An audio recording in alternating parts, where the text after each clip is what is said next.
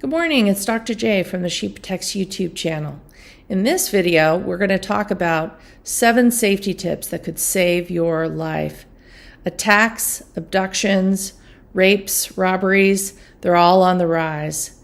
I'm going to focus on 7 safety tips of and around your vehicle. So we're going to talk about the car. So if you have been somebody that's been followed back to your car or been the victim of an attack, or if you just want to learn more so that you can prevent being the victim of an attack, stick around because we're going to get into it.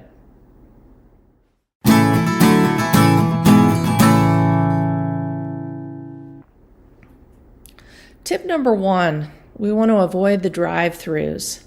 So when you are going to, let's say, get fast food, it is best to park and go in. You do not want to go through the drive-through line. Why is this? Well, you are basically a sitting duck. So if somebody is going to come up and approach the vehicle, if you've got a packed drive-through, you're not going to be able to go forward, backward. You're going to be forced to essentially either stay in your vehicle, lock your car doors, and hope they don't come in after you, or you're going to be forced to leave your vehicle and flee. So much better choice to just park your vehicle, go into the restaurant, the fast food establishment, get your food, come back out and leave, but avoid the drive-thrus if you can at all costs. Tip number 2, parking. If you're going to park, I recommend that you park at the end of whatever line segment that you can. So if there's a line of vehicles, you don't want to be in the middle. You want to be at the end. Now, why is that? The reason for that is it gives you flexibility. So you have flexibility to move, and it also makes you less vulnerable. There was a recent documentary, serial killer talked about the fact that a woman had come up and parked next to him. She was oblivious of her environment, didn't know that he was just sitting there in the vehicle next to her. He's watching what she's doing. She literally came around the side of the car because she wanted to brush some snow off of the passenger side vehicle. And he took his opportunity at that time, popped out, grabbed her, shoved her into his car, and it was over for her. So if you are parked on the end, you have less vulnerability because you only have one other car that is right next to you to deal with. And you have more escape room or advantage or leverage room if you need to get away in the event that an attack occurs. So tip number 2, parking, try and park on the end if at all possible.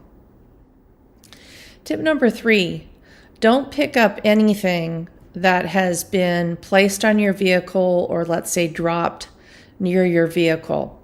So examples of this would be, let's say somebody places something under your windshield wiper that is a flyer for something like a concert, or they might place a note under your car windshield wiper. Or similarly, if somebody's dropped something that's near your driver's side door to catch your attention. So sometimes people will drop a folded dollar bill or something else that is catchy that will catch your attention. This can be a trap. These items can be laced with chemicals. So they could be laced with chemicals that can absorb through the skin and then impair your judgment. And somebody, the predator, is generally in waiting, watching, ready to pounce for you to, they've set this trap for you. They want you to fall for it. So if you have something like, be very careful picking up, in particular, money. That's a big one. They're lacing money with these chemicals that can impair your judgment. I carry a box of rubber gloves in my car. So let's say there was something that you wanted to address. Go get your gloves, put your glove on, and you can work with it from there. But you have to be careful because in some of these items, it can be a liquid or gel-based chemical. In some of the items, it can be a powder. So in a powder, something like that, you could actually breathe it in if the wind's blowing, things of that nature. So you would want to also put a mask on. So if you have something like, in the classic is that $20 bill that's folded, that is next to the car, and they might have laced it with a white powder that is going to absorb through your skin, and or you could breathe it in. So either don't pick it up, kick it away, and or just avoid it, get in your car and go. But if you are going to deal with it, use gloves, and if you really want to be ultra safe, wear a mask while you're dealing with either the dollar bill, the $20 bill. It's usually a 20, a 5, sometimes a 100. Those are the common ones. But when things are put under your windshield, it's even more risky because it's right at sort of usually your chest height, which is very easy if the wind is blowing and there's something, let's say a powder, that is inside a folded piece of paper that could blow and go up, and you could breathe something in. So wear gloves, wear a mask, or just avoid picking something up from the ground. The other part of picking up something from the ground is you're going to be bending down, and oftentimes look around you before you do that. Make sure nobody's under your car or hiding behind or on the other side of your vehicle, because they're just waiting for you to come out. You're going to be head down. You're in a vulnerable situation. They could also attack at that time. So tip number 3, be careful of anything placed of and around your vehicle, particularly money. All of these things can be doused or laced with chemicals. Tip number 4, if you ever go to open your vehicle and you feel like a wetness on the inside of that handle of your car door, you want to wash your hands immediately. So predators are out there, and they can, usually it will be like gel-based, almost like a Vaseline consistency, or maybe a little bit more watery, where people will go up, they come to, put their hand in and open their car door, and they're going, what is this? My hand is wet, and it's not raining outside or anything like that. Be very suspicious. You would want to immediately wash your hands, because people are lacing drugs into these gel-based or petroleum-based consistency products and putting it on car doors. That absorbs through your skin, and it can also impair your judgment, and then you can be victim of an attack, because they're usually just waiting in the wings, watching to see what happens. And if you start to be affected, they're going to be following you and waiting for their time to essentially pounce and take advantage.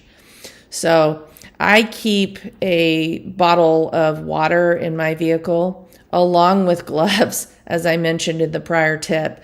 But in this case, if I opened my door and I felt something wet like that, I'd be getting the bottled water out, washing my hands immediately. And then I would probably,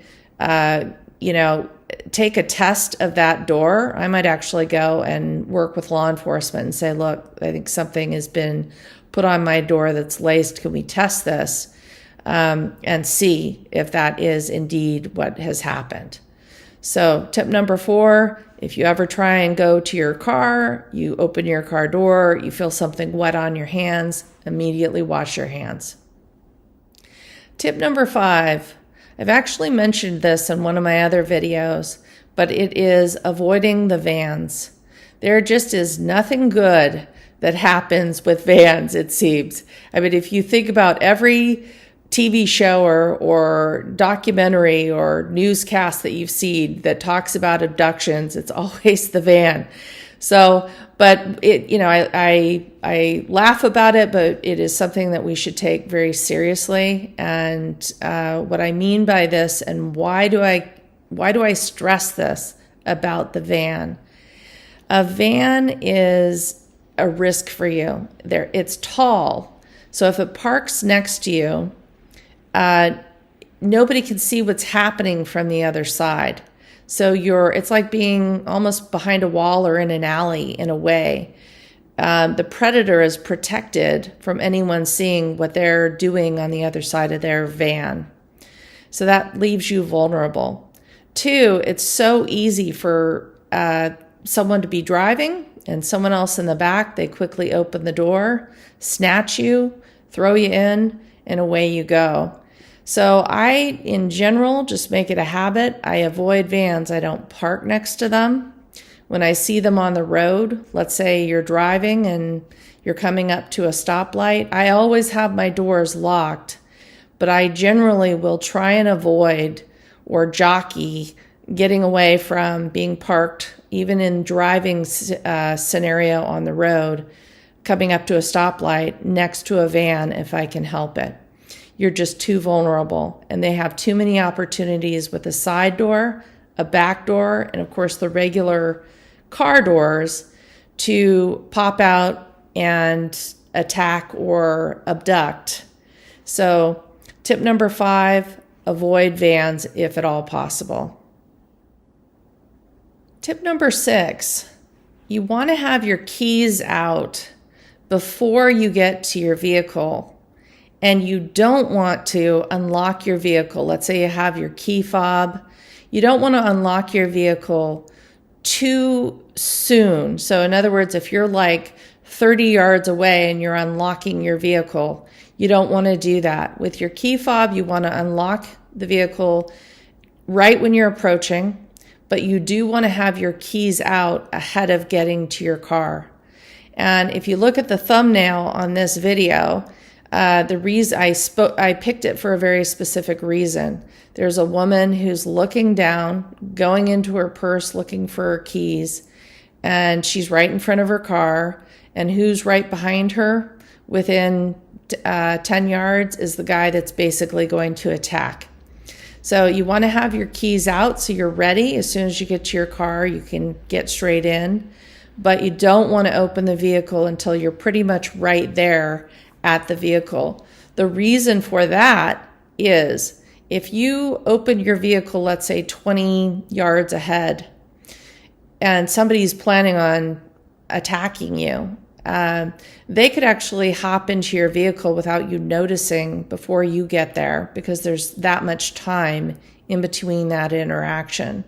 Similarly, if it's somebody who's waiting for you at your car, they know which car it is, and you open it up for them, again, they can come right into the vehicle or be positioned exactly, right at the passenger side door so that if you, when you're getting into your car, they could immediately enter right next to you and the attack can begin.